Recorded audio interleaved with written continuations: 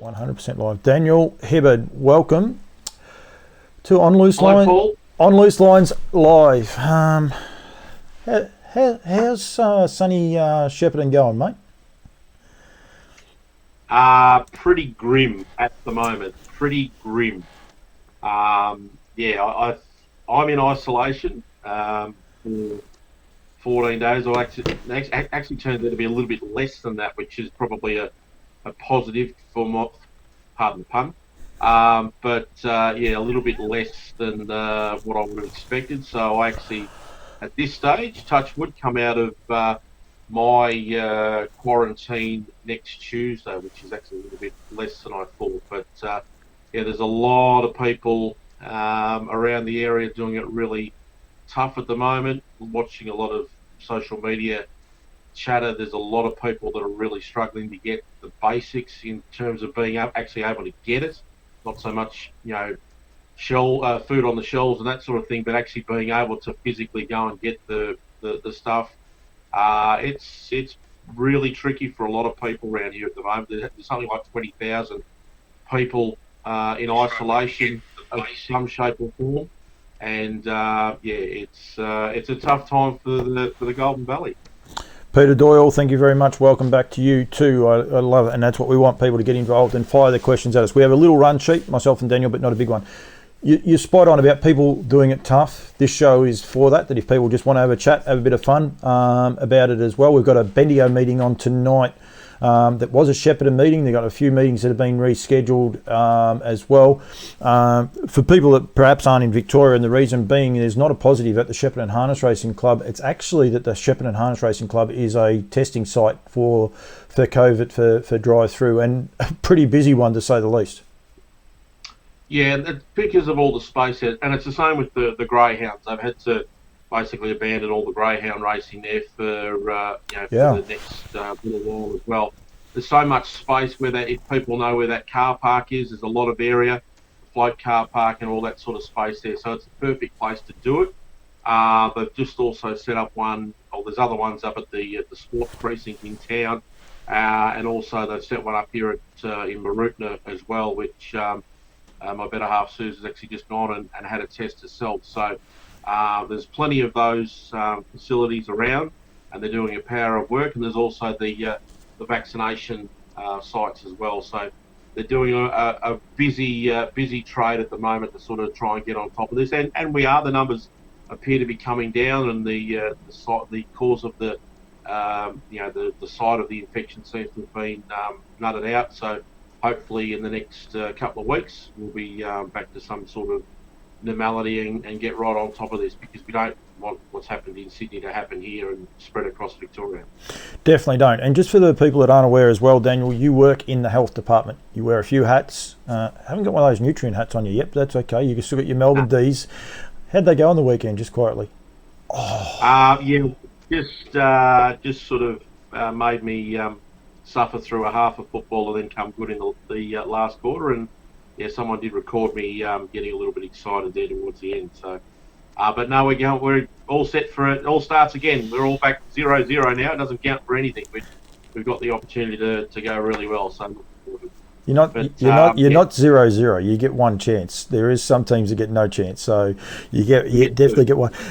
When I'm doing these things and I run out of time and all the rest, I knew there was something I had to upload, and that was you doing that stupid dance the other day. I needed to get that as an upload. We've got a few people online watching. We've got Anne-Marie Conroy is going to come on pretty timely after race 2 tonight at Bendigo, but she's got some information and some news to get out there. They're just loading horses onto the float, so they won't be too far off joining us.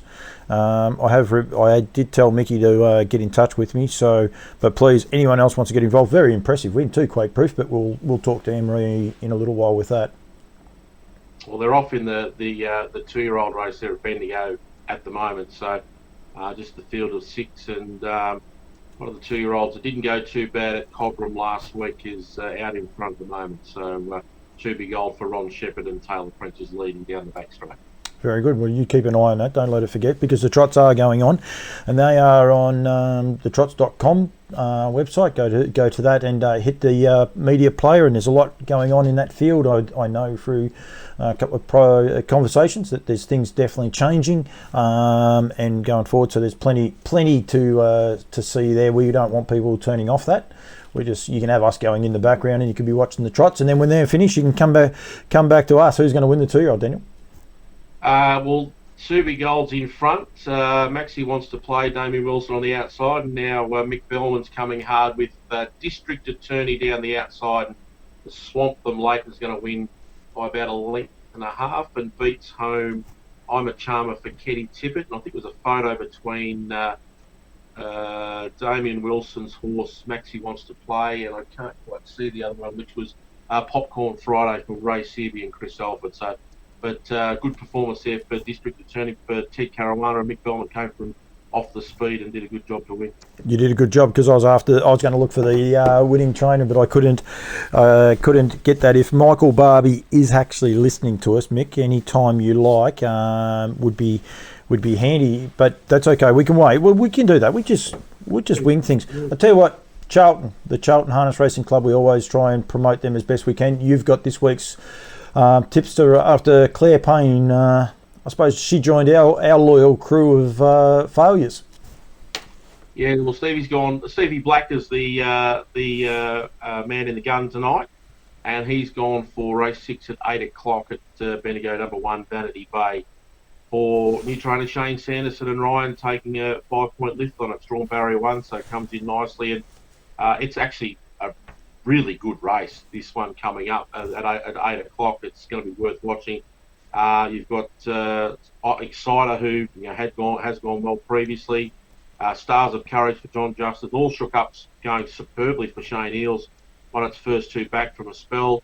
Azza and Scorcher, who probably on face value was a bit disappointing at Cobram, but when you sort of look into a little bit more, it was probably a better run than it looked. Still ran 4th. Josh Aiken jumps on board tonight, and if he's come through that run all right at Charlton, he'd have to be a chance. It's a cracking 60 to 69 rated there at 8 o'clock tonight. You talk about Sanderson's. They won the first race there today, and it was a protest.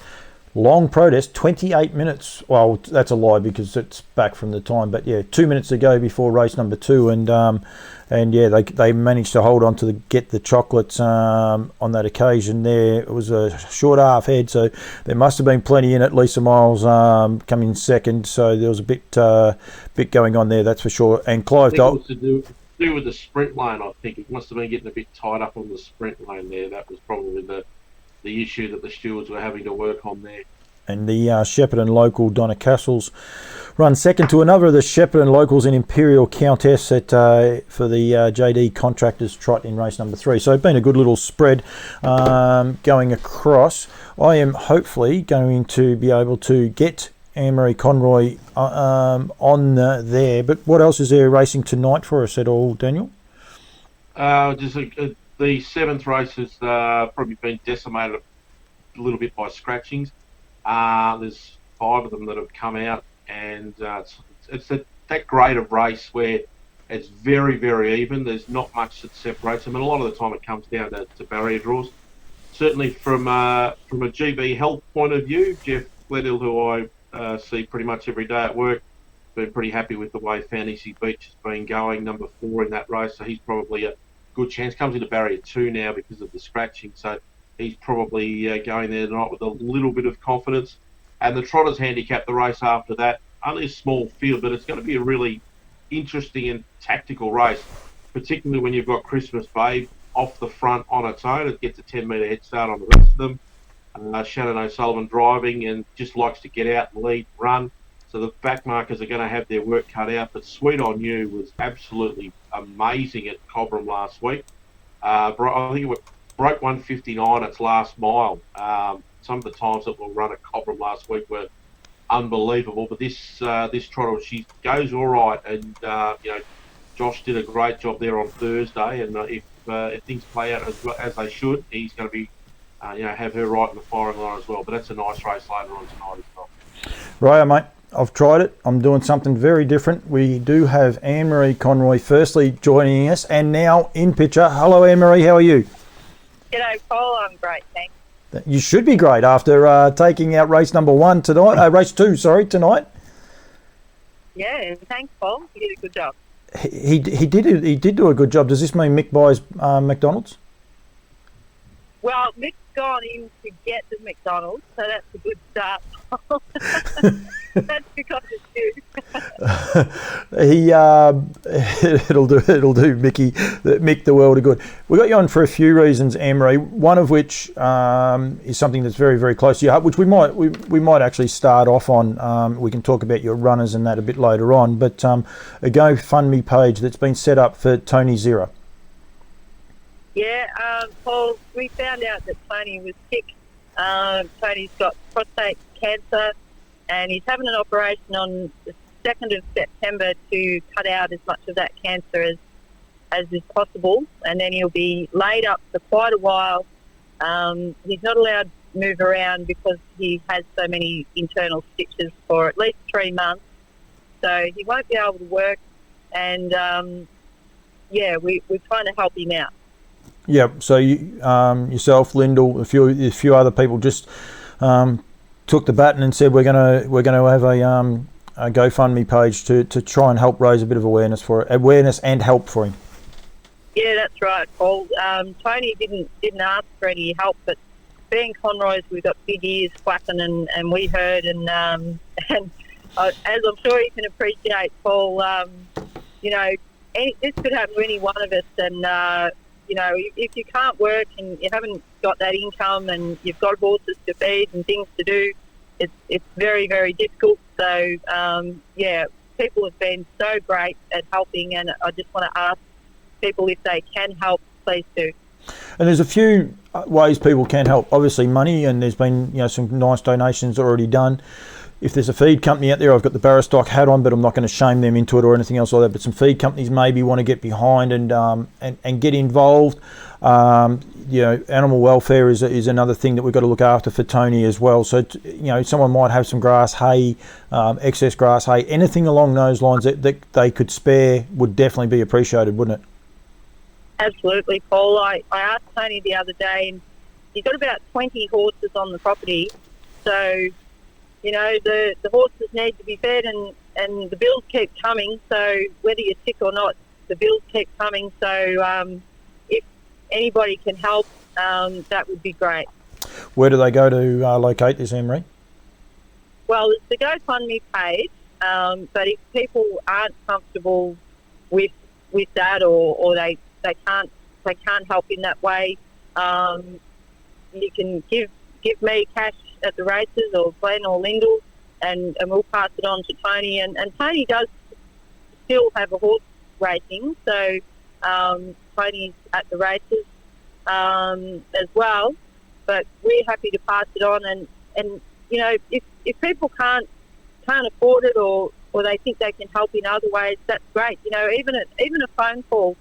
Tony has been really overwhelmed with how kind people are, and we're very, very grateful for how kind the whole community has been, and it's opened up my eyes to how good people really are. So, if you can't help in one way, give Tony a call or send him a card, and I think that kindness will give him a lift.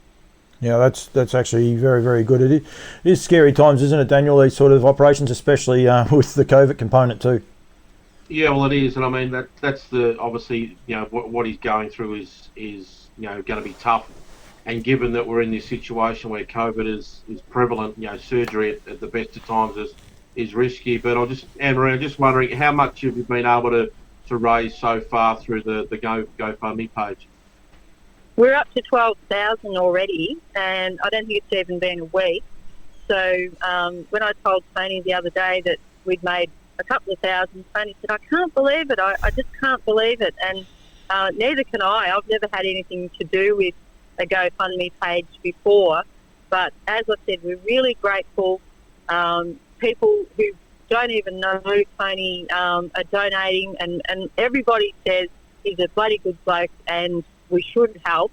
and we definitely toured. And on a personal note, I was coming home from the races, coming home from Maryborough one day, and I was broken down with I'd done a wheel bearing on the float. I had 2 horses on the float, and one wheel axle was pretty much resting on the ground, and I was stuck. Tony came along, and I was lucky enough I had a wheel bearing in the car, but I wasn't capable of doing the job. And Tony was coming home from Maryborough and going to the trials that night, but he didn't hesitate. He stopped and helped me and changed the wheel bearing. And that's the sort of bloke Tony is. You know, he'd give you the shirt off his back, and it's great that other people are doing the same thing. You know, it's really lovely. He's pretty used to being broken down on the side of the road. I don't think he'll. I've gone past him quite a few times, Daniel. He's notorious for running late a little bit too, isn't he, Anne-Marie? Yeah, well, Tony, Tony, I hope he doesn't mind me saying, but he's a battler, and we all love battler and a good bloke. Yeah, no, he is that indeed. There's no problems there. I just, it's one of those things when you said about being pulled over on the side of the road, I'm thinking, well, of all the people that know how to handle it, Tony would definitely be the one, because he's done that a few times. Anne-Marie, the VSTA raffle as well is ongoing. You are one of the, I suppose, members of the committee. And the driving forces and the rest. You have raffle tickets. Just allude a little bit to some people there about what is actually involved with that. Well, the VSTA have a service to Classic Connection, which is Pat Driscoll's new European stallion. And Pat went on that tour to France a couple of years ago and liked the stallion. And everybody who went on that tour seems to have seen the stallion. Chris Finozio, Chris Lang, everybody that was on that tour is telling me what a great stallion he is. So we're lucky enough to have a raffle. There's 100 tickets. There's a limit of 100 tickets. They're $50 a ticket, and they're going gangbusters. So if people would like a ticket, they can either approach a committee person of the VSTA at the races and buy one, or contact the VSTA, and Vicky Morrow will get their bank details and send the VSTA a message, and Vicky Morrow, our secretary, will set you up with a ticket or two. Yep, which is really, really key. We've got some key players, which is good to see. Emmy Mazzetti just joined in again. Emmy's becoming a bit of a regular on this. I might have to get him on it one day, Daniel, that's for sure. The other incentive too, though, is to become a member of the VSTA. It costs you $20 to be a member, and effectively, if you want to buy a service fee to Classic Connection, pay $20 to be a member of the VSTA, and you'll get $500 off the service fee, which is $5,000. So you'll get $500 off if you're a member of the VSTA and go there. And from Pat's point of view, it's also I think it's the New South Wales Breeders. I think it's the Trotters Association, and also the New Zealand Breeders Association as well. If you're a member of any of those three, you'll also get $500 off. If he wins if you can get the progeny to win one race as a 2-year-old, it doesn't have to be a 2-year-old race, and I think this is key, $3,000. Thank you very much for the rabbits if you're the breeder. So, yep, you don't have to worry about the trainers and the drivers taking any percentage. It is a purely $3,000 breeder's bonus. That's right, Paul. It's very generous of Pat, and we're keen to promote his stallion, and I think the stallion promotes himself. He's a terrific stallion. Yep, definitely. Daniel, over to you for either Quake Proof or Margaret Ruth. I'm not sure which way you're going to go. I was going to say Quake Proof. I did watch that race just before we came on air here on Loose Lines, and look, it was a good run first up from a spell, but tonight Anne-Marie really was able to control that race once she got to the spot outside the leader. Mile rate was nothing fancy, but really sprinted home nicely up the straight. Yes, Daniel, he showed himself up a bit at the trials and in his first run, so we were just hopeful. It's never in the bag till it is, but we were hopeful that he'd run a big race, and he certainly did. You all right? Short enough in the market, I was going to say, there's a $1.10 favourite, so there's obviously plenty of support for it. Obviously, only a couple of wins in the bank, so I guess the mindset would be just try and race through the grades a little bit over the next little while. Yeah, well, Vic's done a good job with him, Daniel. He can be a cranky little fella, and the Quaker Jet takes time. And from what we're hearing, the European stallions, and they do take time to develop. So we're hopeful that he will develop into a nice horse. Yeah, he went by one. He's actually bred by Harassed Trotters, Daniel. So we go back. Yeah, and Quaker Jet is Frozen Seaman. They're available as well on their roster of the Harassed Trotters, and I even have the logo up there as we speak, right at the very right timing. Emery, Margaret Roof, she's had 3 runs back from a very, very lengthy spell. Where is she at? I think she's on the verge of showing what she can do, Paul. It's always fingers crossed with her. She's a little bit delicate in the legs, but she seems to be handling work well this time. I started jogging her a long, long time ago. I started jogging her around the paddock, and I was jogging her around without any shoes on back in the summertime, and just started jogging around the paddock, and I thought, oh yeah, maybe I can jog around in the paddock, and then eventually I thought, I reckon she's okay. I'll get Glenn to put some shoes on her. So I started jogging her away from the paddock, but she has been in work for a long, long time, and fingers crossed that she'll hold up this time. Yeah, well, I hope so. She's a quality mare. She's a very high-speed mare, Daniel, and she can be dangerous in a race like she's in at Bendigo. It's probably still a little bit above her where she's at and where some of these other mares, the quality of mares, Emery, as a pure trotting purist, you must love the quality of trotting mares right at the minute in Victoria and in Australia in general. I do, Paul, but I wish I wasn't racing against them. I don't understand why there's so many good horses around in winter. Why is there so many good horses? Is everybody thinking that they'll get ready for the Inter-Dominion, or are we just all racing because of COVID that we think we'll race now in case they get called off? I don't know. There's so many good horses around. The change of racing season, I think it's worked, because towards the end of the season there's a lot of restricted age racing, so I think it definitely is working, that's for sure. And I think that part of it is key. If anyone sees a white little flash go across the front of me, my wife and daughter have we have a little kitten, and fair to say it's in a mood, and if I get disconnected, it is not my internet service this time, it'll be me little cat. So it is going around. Nellie Melba, who tunes in a lot to my Breed to Succeed seminars and the rest, she is an avid trotting person. She races a couple with Ross Graham and Lee Graham. It just crashed into the door just then. Very funny, sorry.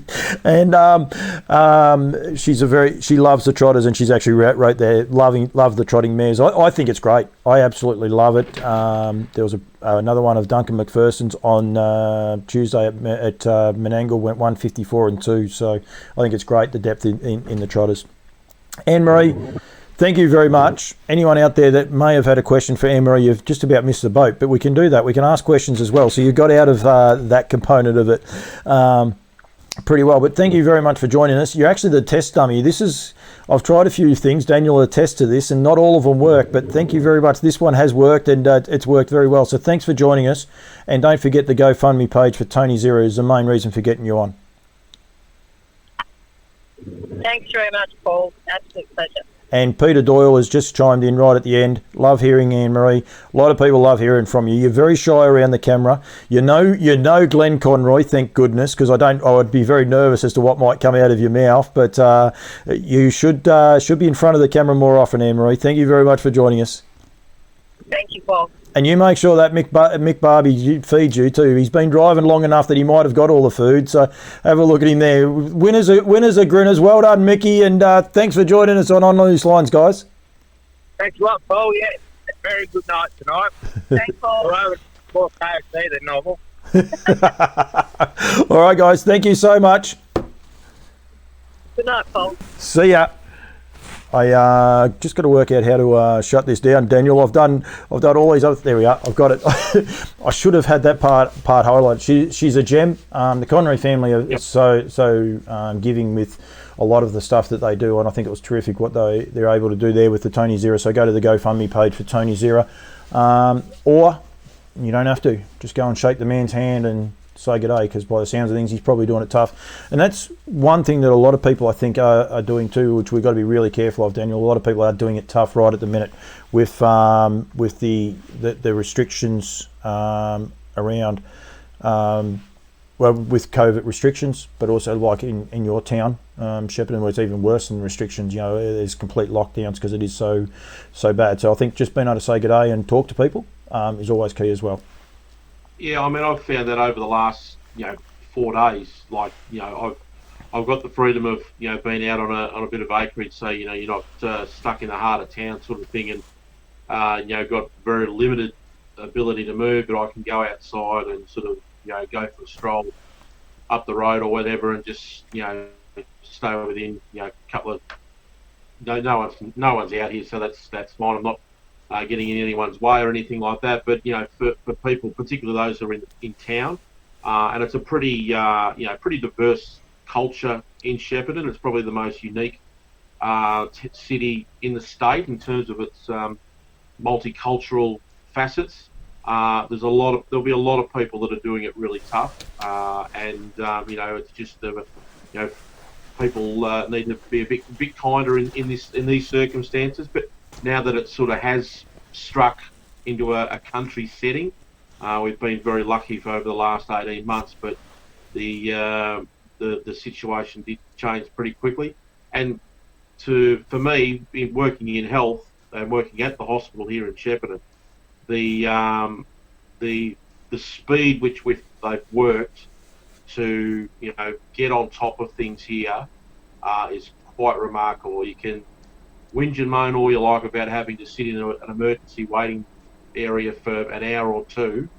The work that they do is well worth sometimes having to wait. So it's been a massive effort from a lot of people, and unfortunately I haven't had to do anything because I haven't been able to, but there's a lot of people that I know at the hospital that are working long hours and putting in a power of work to make sure that the rest of the community stays safe. Blanche Poole, I spoke to her just the other day in regards to her little horse, and we'll touch on that in a minute, at winning at Kilmore the other day. But they had to wait in line because, again, they've been affected, so they have to get tested and isolate. And they weren't able to get weren't able to get tested on that day, simply because it affected the health department. So there was a lack of nurses, and she said she just felt so sorry because you could actually see the people working, and it was just crazy. So it is very, very trying times, and people need to be aware of it. Our resident Charltonite, is that such a word as a Charltonite? Andrea Gorman. Yeah. She's actually one Charltonian. Would it be Charltonian? Charltonian. She'll tell us in a minute. But yes, she says hi boys, and was about to say already winner at Charlton tonight. Been a good week already. It's been a great week. But yeah, you've definitely had one winner, and we need a couple more. Well, we definitely need one more going forward. But it's been actually pretty positive for the Charlton crew and that. It has, and they've got one in this next race, which is about a minute away. Greg Norman's got Aladdin in this race, so it'll be interesting to see how it go. Won nicely at Mildura the other day, but it's a pretty hot race there at Bendigo. This one in about a minute's time. So, but Aladdin chased the hat trick for Julie Douglas, and Jack Law's in it as well, and looking at a couple of others. I think Would You Mind's another one for Julie that's in the market as well. It'll be Nitro's first up for Mark Lee and Jason Lee. So good race coming up at Bendigo. I have to wear two hats when you're talking about Aladdin, because he's by Sweet Lou, but he was sold through the NZB yearling sale as well. Just before we get too far off, Emery's just sent me through a text message here. She forgot, so she says, hi Paul, I forgot to say Taylor Shembry is also very sick with cancer. The GoFundMe page has been set up as well. I keep hearing about different people who are sick with cancer. She is the only one I have permission to mention, though. Aussie Miss Sud asked a couple of days ago how to set up the GoFundMe page, and it should be set up by now. So keep an eye out for that one there, Taylor Shembry. She's only a young lady, and I definitely feel for the family. So keep a little eye out for that on the GoFundMe page. I might be able to wrangle Aussie Miss Sud or someone along those lines one day very shortly. Just forget everything I just said about race 5 at Bendigo. That's the one for race 5 for Saturday night. I completely out on the wrong page. Race 5, this one coming up at Bendigo. I don't know if there's any challenge horses in it. It doesn't look like there is. So forget everything I just said. Greg's probably having a heart attack if he's watching. Where's my horse running? What? I was looking at Saturday night. What hat am I meant to wear now? I don't know. You threw me under the bus. You keep throwing me under buses. It's about time I got back at you. Don't worry about that. Andrea's like, I didn't know it was in. She's like, I haven't put anything on, so we'll have her pacing around as well. Yeah. So, but don't forget getting in early.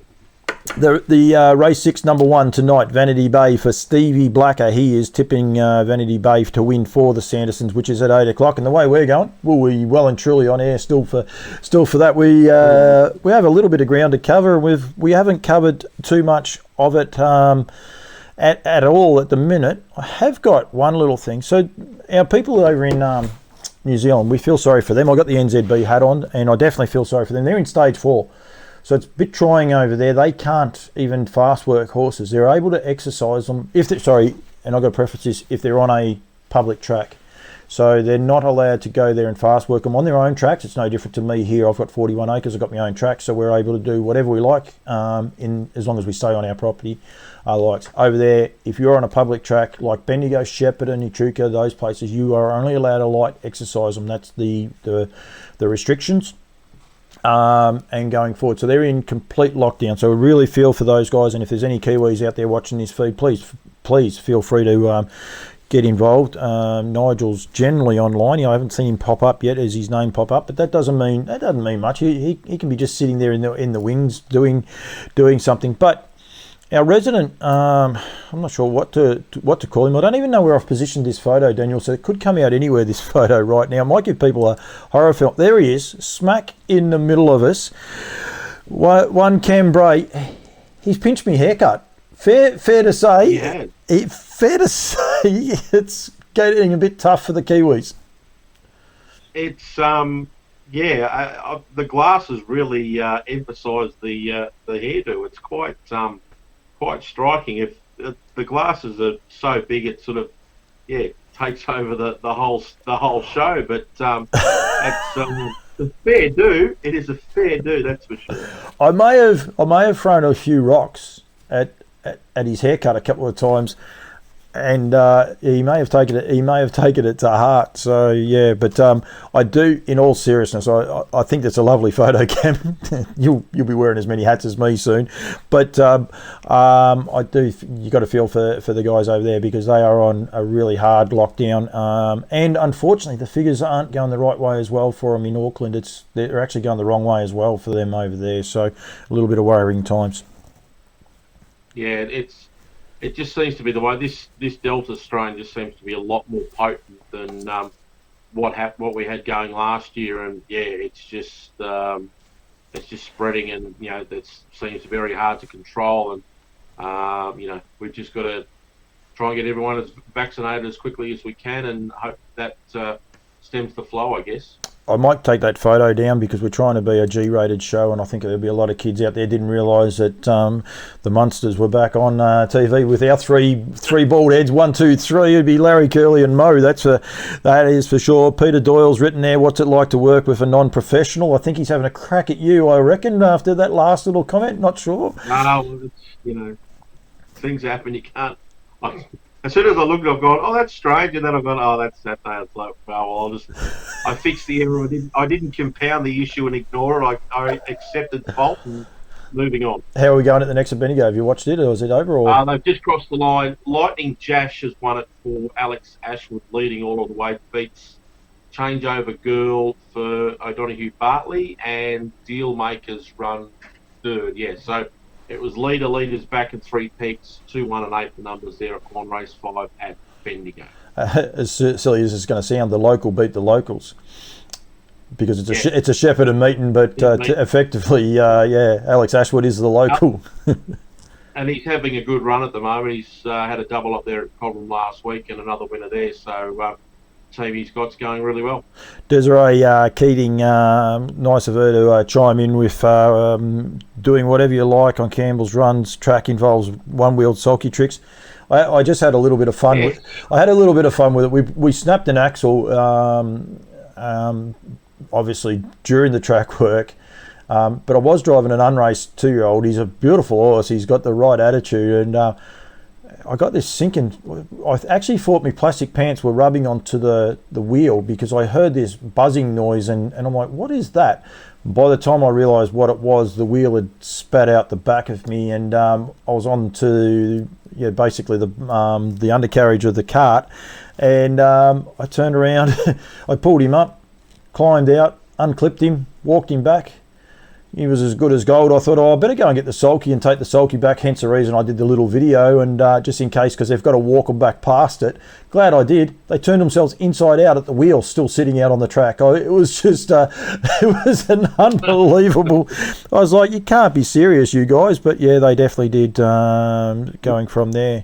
Were you doing the actual fast work, or were you just warming up? Or? No, just jog speed, just pulling up. Yeah, it was. I actually had Lucinda on the lead, and she put a foot underneath the wheel, and she can be a bit rough, Lucinda, at the best of times, and bounced me pretty high. And I suspect that when I come down, I broke the axle, but she was finished her light jog work, so we took her in, come back out, and luckily she wasn't on the lead. It wouldn't have been as nice if she was on there. Alex Hurley has put there that 2-year-old winning against the older horses. Alexander. Yeah, that was Lightning Jash is actually a 2-year-old. I've just looked it up. It was it's had 2 runs over in Launceston back in April. Ran 3rd. Just having a quick look here. Ran 4th at Melton back in at the end of July, and a 2-year-old behind Interest Free, Celesio Matuka, and I'm Princess Bella. So it is actually a 2-year-old. It's raced in a race at Bendigo tonight and won a 53 to 59. Oh, I have to try and get Alex on and see what the method behind the madness was with that one. I'm just looking at the. So it's assessed as a 46. So it's obviously barrier draw. Yeah, its rating as a 46. It's been assessed as a 53 for the purposes of the barrier draw. Yep. But it's raced out of class and age group because there's some nice, pretty good, nice bread and butter horses, aged bread and butter horses in that race. So to do that's a fair effort as a 2-year-old. Yeah, very much so. We might try and he's got to run. They've gone 159.1. I've got Trot's Vision going on in the background here.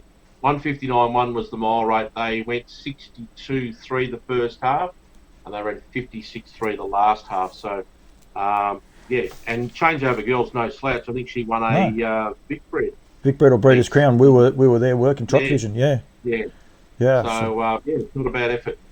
We've got the Mayor of Rochester. He's on board too, Neville Pangrazio. So good to see Neville there. Danny McKinnon. Much better brother to Toby McKinnon, that's for sure. Welcome on board, Danny. Just say hello. So just keep it. I think Danny be happy there's no dad jokes, that's for sure.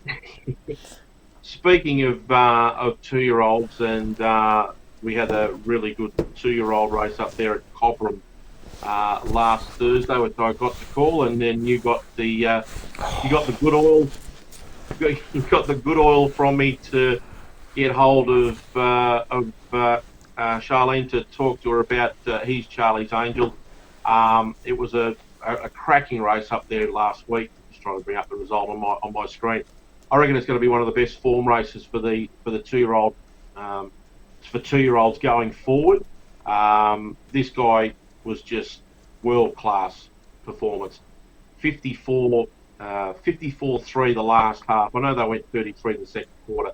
But still to run a 54.3 last half mile on a 1,000 metre track, and win by 22 metres was just quite remarkable, and did it in first gear. It was quite staggering.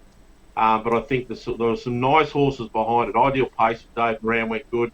Lady of the Arts for Dave Aiken went very well, even getting the nice run on the pegs. And probably the couple of the runs outside it, I thought Talk Time was a good run, even though it led and got beat. But its full speed ahead for Brent Lilly and Chris Halford was probably the one that made up the most ground in that pack. Like, the winner won easy, but it made up a fair bit of ground for deep out the track. But I reckon the first, you probably want to follow the first 6 home in that race, but I think he's Charlie's Angel, something special. You say you're taking responsibility for organising the interview. I did message you. I will tell you right now, Charlie will hunt you down, because she was filthy on me. I haven't done my hair. I haven't got makeup. I haven't done this. I haven't done, and I said I'm not. Don't have to worry about that. I said I'm not going to stop. I think that's the one thing I can do, like we did with Anne-Marie. She won with Quake Proof just before, and we're able to get her on. Just for the record, the Woodlands hat. He also is a son of Sweet Lou. Sweet Lou still has service fees available. Most of the Woodlands book are just about booked out. American Ideal is booked out. I think Down by the Seaside's booked out here, and he's making a recovery. And I think Better's the Light's very close to it as well. And Sweet Lou is getting close to it as well. So we talked about Aladdin before.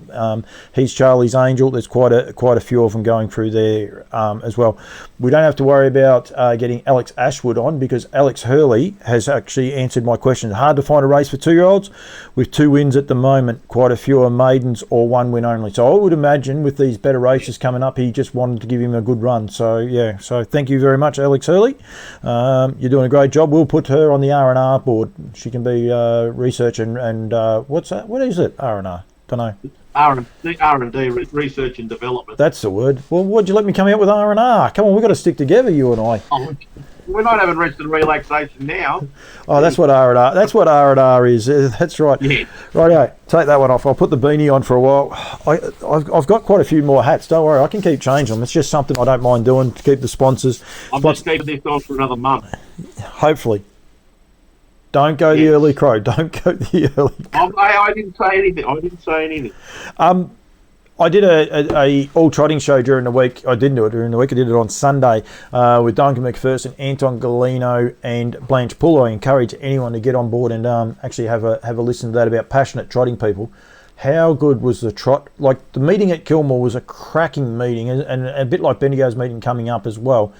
But for some reason, I was watching it and I'm like, these trotters tonight are just standing out. There was 2 Group 1s, which were the APT Trotters series.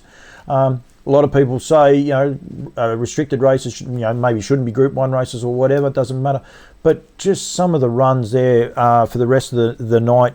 Aldebaran Test, I'm Ready Jet beating Aldebaran Crescent, Bangles and Aldebaran Ursula. Like, it was just awesome racing. It's quite incredible that the change in trotting, probably a lot in the last 5 years, probably more so over the last sort of 10. But certainly the last 5 years, it's just gone gangbusters. Like, it's just, you go back years ago, if you had a trotter that could, run 2.6 or 2.7, it was a metropolitan horse, essentially. But now you've got to be racing running times that paces run to be really competitive. And it's just purely through the breed. We've just been able to refine that, get some really good stallions from Europe and America and so forth. And it's just changed the sport. I mean, it's just made it such a thrilling thing to watch. I mean, the trotters have always been that, I guess, the sight that you want to sort of watch, sort of thing. Paces are, they've got their place and everything, and that's for sure. But was there something special about good trotting races? And we just seem to be having a lot of them over the last little while. And the breeding of it and the racing, it's a amazing product what we've got. And we saw it with that the mares race at Bendigo on Saturday night as well. It's just incredible what the sport's been able to do. And I'm sure that there's a lot of people that have been the driving force behind it. But it's they'd have to be happy with what's been achieved over the last 10 years or so. One of the things I took out of the other night, Daniel, was listening to the coverage they had, and Ben Ben Cray was on with Jason Bonington, and they both basically said we're going to find out who is the best trotter in Australia. And they were talking about Majestuoso and Covered in Darkness. And a little mare, or I'm Ready, she's not little, she's actually quite a beautiful size, but I'm Ready Jet sits in the def, outside probably a more fancied stablemate as well. But just the last 100 metres, she ran away from those horses. She was holding on, turning for home, but she actually ran away, especially, Majestuoso. He found the last 50 to 100 metres pretty hard, I reckon, Majestuoso the other night. He was a long way back. She did all the work. She was up there punching the breeze. She goes around now in a mare's race next week. Yeah, this is the thing with these, the top quality trotting races that we've got at the moment is that, when you change the distances up, it just makes the racing even more exciting. Like we had the sprint race at Kilmore there. You have that race over 2100, or even if you had it over 2700, you probably get a different result. It probably brings Majestuoso right into it. He was probably a bit harsh, hard done by with the barrier draw and so forth over the sprint trip. But a horse like Cover of Darkness, it just didn't look comfortable at all really during the bulk of the race, but was still good enough to run third. I mean, if he can, get himself right, he's going to be an absolute player in all the big races. But it's just there's so much variety that you've got in the trotters. You can run them over the sprint, you can run them over that middle distance, and then you can run them over the long trip as well. And it's good wagering product. Yes, they still gallop at times, but reliability these days with the trotters is a lot better than probably what it was back in the day. Yeah, I think that's the biggest thing. Watching that meeting, and even I don't even know which race you would call, was because there was actually I said that to Duncan. Majestic Courtney, Powder Keg and Pants Up went around in the last race, and it was sort of like the backup player, if you like, to the meeting, and a horse like Powder Keg, a Group 1 winning horse. So it was one of those. It was an 80 to 120 free for all. That was the last race on the card. And it probably played second fiddle to the other races that were run. Yeah, absolutely. I think it's exciting. I do agree with Anne-Marie, though. If you've got a trotter and you think, you've got half a chance, then you look against some of the other horses, and it's, it is ridiculous. But I think it's good for the sport. It's only good for the sport because the Europeans. Yeah. Duncan said the New Zealanders are watching us. They've probably got nothing else to watch, but they were watching those events as well. I think it is only good. It'd be interesting, the likes of Neville Pangrazio and that, wonder, whether they enjoy the bar being lifted. I'm sure they wanted it lifted, but it makes it harder to win. But mind you, Neville's hasn't had too bad a run lately either. So yeah. And when you do look forward to later on in the year when you've got Redwood Day at Maryborough, it just looks like this could be the creme de la creme sort of race meeting. Like it's going to be one of those race meetings with all the races that are on that card for the different classes. It's going to be probably the meeting of the year that you want to get to. I know you've got Breeders' Crown and the Vic Breds at the end of the year, but Redwood Day is just going to be off the charts if all the pieces fall together. Yep. There's going to be some absolutely stunning racing on that day. Yeah, absolutely, and we must say that's when the VSTA raffle will be drawn as well for that free service fee to Classic Connection. Make sure you get in touch with everyone at the VSTA. I think it's great. Actually, just reminded me too, while you were doing that, Bort already have their one of the first stallion tenders up. John Campbell said there 2021. There's too many twos in the dates nowadays. It does your head in. You're going to be stuffed next year then, aren't you? There's Richie Benno. The Trotting Stallion tender, Aldebaran Eagle, Angus Hall, Bacardi, Lindy, Cardigan, Boko, Down Under, Muscle Peak, Sky Valley and Yield Boko. Well done to all of those studs. Aldebaran Park, Mountain View Stud, Lower Long Farms, Good Time Lodge, Alderan Park, and that is it, because the other three have all got to go. But well done for them getting behind it. But that's an all Trotting Stallion tender that closes. I have to whack that back up, sorry, because it closes on September 13. So making sure you get your things in, go to their Facebook or their website to get involved with that. Daniel, Kate Hargraves 30th birthday today too, I believe, so we should be wishing Katie a happy birthday. Doesn't look a day over 21. No, absolutely. And I've got to do a birthday shout out too, because it's actually my dad's, Peter. His birthday today. He's only 50 as well, wouldn't he?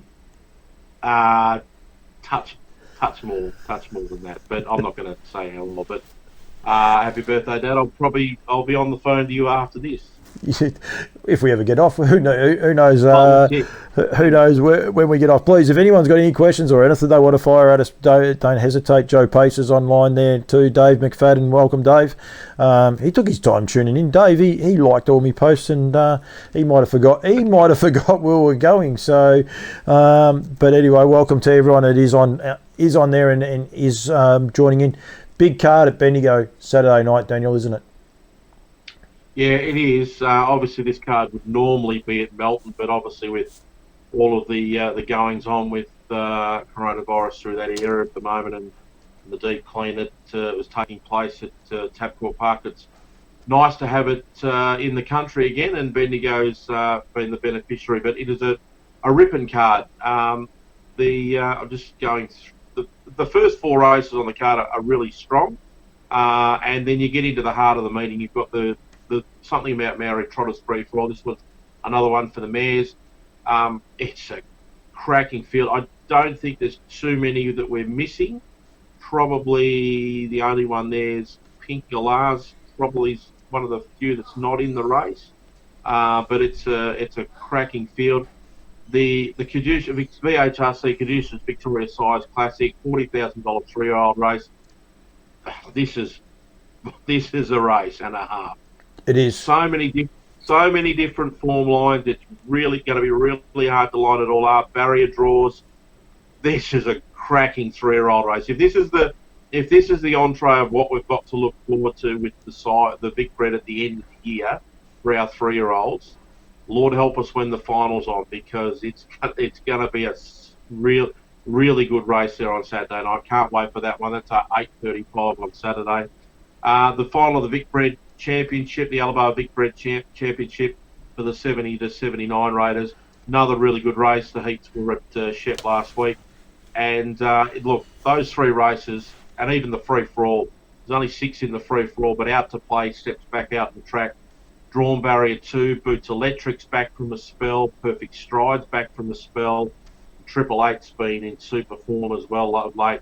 It's another cracking race. Look, I am actually glad that I can't go anywhere Saturday night, because I know exactly what I'll be doing, watching the trots whilst I'm watching the football and hoping that Melbourne win. Can I just tell you, sometimes you can waffle on a little bit.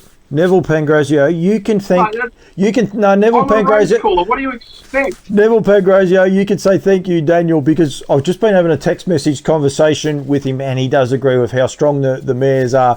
But it was. It bought you enough time to type, did it? It probably gave Neville enough time to type. I think I was going okay. So Nev timed his run to perfection, and he came in with it as.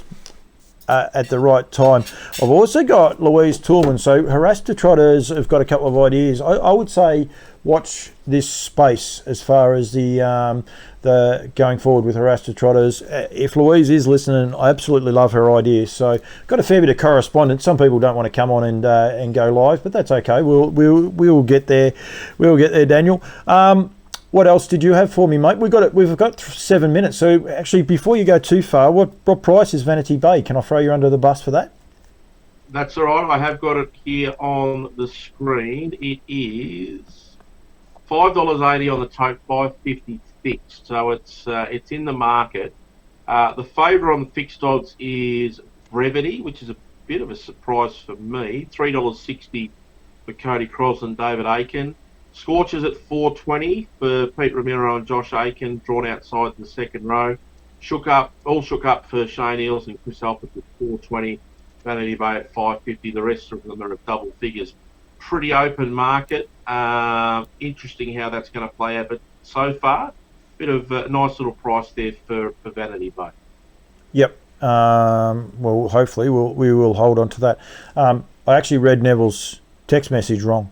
So what he actually said, I asked if I could ring him, and he said no. and then I thought he said you can't let it be known, but what he actually wrote was you can let it be known. They've retired Moonshine Linda because they are just so good. So because they're so good, they've actually purposely retired Moonshine Linda. So multiple Group 1 winning mares. She'll be worth a fortune in the breeding barn. There's no problems there with that anyway. But yeah, she has been retired because of the quality of the mares. And yeah, it is. It's. I think it's great, but probably makes it tricky as well. To be fair, she was probably nearly on her mark as well. She had a couple of bad injuries that really. Yeah, so she was finding it a bit hard to win. She was still competitive, no question about that. But look, whoever they decide to send her to, and if they do decide to put her in the sales ring, I'd say there'll be a lot of people looking to buy the progeny, particularly given that Moonshine Linda won it as a 2-year-old. So the opportunity to get a return would be pretty strong. Peter Doyle, he's got no chance. No, I haven't. Still, I can do. Oh well, there you are. Nev won't come on. He will not come on. I could do a phone hookup, Neville. We don't have to do it online, but she's going to Father Patrick, so that's pretty exciting for the connections at Neville are. So I'm pretty sure that's where Father Patrick stands. So yeah, that'll be a very sought after progeny in a few years' time if it goes through the nutrient sale and goes there. There's some big money coming up, but I just had to throw that one out there because I got hats and sponsors. And have you noticed I changed the odd hat, Daniel, or not? Yeah, I tend to get this flash that shows up when you take your hat off. That's why everyone's sitting at home wearing sunglasses. So right. But while you are on that, we could throw this rude haircut up in the middle of us, and then I don't have to worry. He reckons that's not a flannelette shirt. He reckons that's a designer shirt. It's a flannel, isn't it? Yeah, that's something you look like you'd wear on a Sunday afternoon sitting on the couch. I don't think it's a going out shirt. He must be in bed already. The poor little Kiwi, because it is a long way away. How long we got to go to this race? 3 minutes, Daniel. What else have you? What else? What else have you got for me? What else have you noticed over the week? There's surely something else you've noticed. No, nothing specifically. It's been I've sort of being at home. You sort of get to watch quite a few races and so forth, and I've flicked channels, but I have been active. I've been outside and done a few jobs as well. So you're just not sitting on the couch doing absolutely nothing. I've been doing a bit of upkeep of the lawns and so forth, and got a few other jobs to do. But it's I've been really lucky. Like, I know obviously with lockdown throughout Melbourne, and when we've had periods of lockdown in country Victoria, there's two things that I've always been able to do. One of them was go to work, and the other one was go to the races and call the races, or go to the trials and call the trials here at Shep.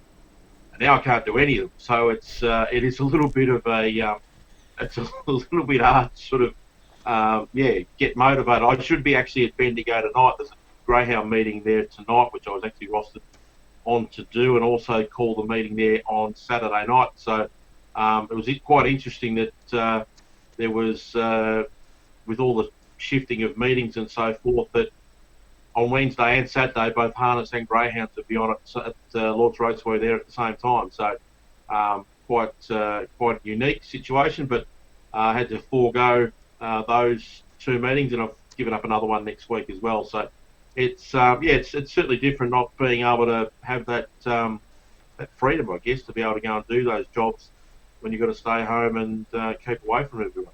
Yeah, definitely. It's as we keep saying, it is a different time. I did a couple of interviews during the week. I recommend anyone have a look at the Jamie McKinnon one. It has got a little bit to do with Harasta Trotters and sponsoring their promoting their trotters, I suppose, if you like.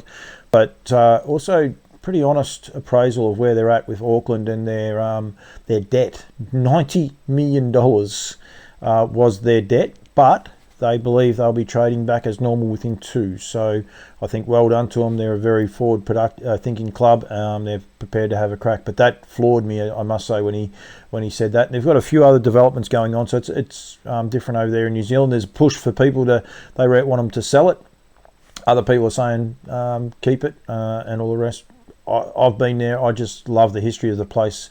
I think it's just got a really good feel to it. So yeah, it is a bit of a different one. We've got Blanche Pools just joined in as well. So hello, Blanche, to you. I actually do have one other thing to do, because I know Blanche loves this. The rehoming standardbreds. Don't forget about the camp draft. I'm going to be doing some awareness for some of the riders. I've been at Mark Barton's another one that's been sending me a lot of text messages, but his are all work related. We've got some a few projects on the go over the next few days in regards to these people training, and it's been very, very well received, and so it should be. I think it is a very, very good thing. Where are we at, Daniel? Are they behind the barrier or not? We can't. They are scoring up on Trot's Vision, so they're just about all in their spots. The only one that's a little way off the gates, the 4, and the All Shook Up's having to go back as well. So they've just started, the green lights on, and they're off and racing now. And what have we got? Just going to bring that up here. Trying to hold up as the Vanity Bay, but it's going to get crossed by Roll Along Sticks. So the 2's gone to the front. Stars of Courage has gone up on the outside. So Vanity Bay is going to get the run of the race behind the lead. It is going to get the 2100, 1690. 1650, so they're just about coming to the home straight. Yeah, so we won't. All the Charltonians are watching feverishly, hoping that this gets the catch. Absolutely, and we would have been off air 5 minutes earlier, but we decided we'd keep going just to get this race in. So hopefully Andrea appreciates this. Andrea won't be watching us, so she'll be sitting there barracking for this horse. They are very chewing fingernails and hoping that this thing gets up. Absolutely, is how we travelling. Where we're up to about. They're just going out. They've got about 900 to go, and it's Roll Along Sticks is in front of Stars of Courage. Vanity Bay's behind the leader. Exciter's in the 1-1. Brevity's 3 the pegs. Scorcher's 3 back the outside, about to get going down the back straight. Ideal Suspect for Cameron Maggs has gone up in the middle, and as is under pressure on the pegs, and All Shook Up's going to follow up on Scorcher's back, so they're coming off the back straight now, and I reckon they're going pretty quick, just by the looks of it. He has a pretty good finish, All Shook Up, that's for sure. So yeah, I think Vanity Bay's just lost the back of the leader here, but they're about to turn for home. Roll Along Sticks is in front. Vanity Bay's dropping back, so I think the leader's pinched it here. Yep, it's got right away. Roll Along Sticks is going to win it by about 8 or 9 metres. Brevity will run second, and I think Exciter might get third. It's pretty close though, but Roll Along Sticks beat Brevity, and Vanity Bay unfortunately has run down the track. Have you noticed a little trend that's been happening here? We've all had a tip. The only person that tipped the winner tipped the 7 o'clock race. So when we came on, the race was actually on, and we had the Kiwis weren't happy with us because it paid $4.20 or 30 or something, and one by. We can't win. We can't win. We can't indeed. All right, Daniel, I've had a bit of fun. Yep. We might do another one. We never know what's going on. People are sitting back. I've got Sunday. I must say, actually, I forgot all about that, and I'll be in trouble. And I do have the banner for that too. Ian Fulton, please join me Sunday night 7 o'clock with Dr. Ian Fulton talking about conformation in horses' legs. That's for Breed to Succeed for Barrastock and Kentucky Equine as well. I want everyone to join in. Please get involved. Nellie Melba, you're on there. And Neville Pangrazio Louise will be on it, that's for sure. World-renowned vet, and he's giving up his time. He'll answer some questions going forward. And, really looking forward to it. It's about a half-hour talk that he's got, so there'll be plenty of time for questions and that either side. But very, very informative for the Breed to Succeed. And we've got some announcements going forward with relation to the prizes, which were obviously a free service to American Ideal donated by Woodland Stud, and also Pastor Stevens donated by Lower Long Farms, Dr. Kath McIntosh's, and same farm but newly named Lower Long Farms, if you like, and that is coming up. I'll probably definitely have that on Sunday. I may have that even tomorrow, a little bit more information as to what they're going to do there. But the Breed to Succeed continuing on. We're definitely doing at least 2 more episodes. I've got Nick Hooper and Brett Coffey, I think on the 12th of September, so a couple more coming on there. I do apologise. It's a wonder Desiree didn't remind me when she was listening to us, but she didn't, so that's all good. But they are things coming up. I'm actually going to Healesville while you're in lockdown, mate. I'm going to Healesville to live stream the Arrow. So if you want to watch the Arrow in a different format, Troy Harley, a great friend of mine, I'm not sure who the other gentleman is. They will be live both on the Healesville Facebook page, or you go to the Watchdog app and there is a feature channel and you'll be able to go there, give great insight. You've been a part of it. We've got James Vandermeer is going to join us through phone hookup from time to time, have a bit of fun and promote it. And it's going to be a great day. It's 2-dog racing up a straight track. It's just going to be something very different, that's for sure, Daniel. It is, yeah. They've got a maiden series that they've had the heats there yesterday, and the finals of that are on Sunday as well. And if you haven't watched straight greyhound racing before, it's pretty unique sort of stuff to what we're all sort of used to with the the horseshoe tracks and that sort of thing. But straight track racing is certainly something different, and usually, not always, but usually, the fastest one is certainly the one you want to be on, because I've only got to run in a straight line most of the time. most Doesn't always happen that way, though. Desiree clearly didn't listen to.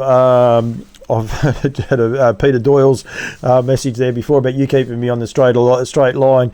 Never assume I've done anything, Desiree. That is for sure. But please get involved at 7 o'clock on this Sunday when I get home from Healesville. I'll be doing that interview, and I'm looking forward to it. Really going to be a lot of fun. Big thank you to Anne-Marie Conroy for trying something different. Not that she knew she was trying it. She didn't even know we were going live until probably about 5 minutes to 7, but that's okay. Mick and Nat are there. I think they're still listening. Good luck with Margaret Roof on Saturday night, but don't forget the GoFundMe page for Tony Zera. Please get involved with that, and Taylor Shembry, as well as a GoFundMe page for both those, so get behind them with the harness people. VSDA raffle, Bought Stallion tender, plenty of other stuff. Daniel Hibbard, thanks for joining me, mate, and stay safe there in Shepparton, and everyone in Shepparton, please stay safe. Hopefully we can all get through this very quickly and be back out the other side enjoying a normal-ish life. Yeah, well, I've got enough food here to feed a small battalion. Suzanne's mum dropped off double what was on the list. Instead of getting one of what we wanted, she got 2. So the only thing she didn't get was 2 of was toilet paper, which was probably a bit surprising. But we've got enough food to keep us going. I don't think I've got any alcoholic beverages. So if anyone does want to drop some off, feel free. Twice as much food means I'm not going there. We'll leave that alone with the toilet paper. There's far too much for me to eat. Far too much. Daniel Hibbard, thank you very much, mate. This has been On Loose Lines. We'll be back next Wednesday night. Thank you very much, mate.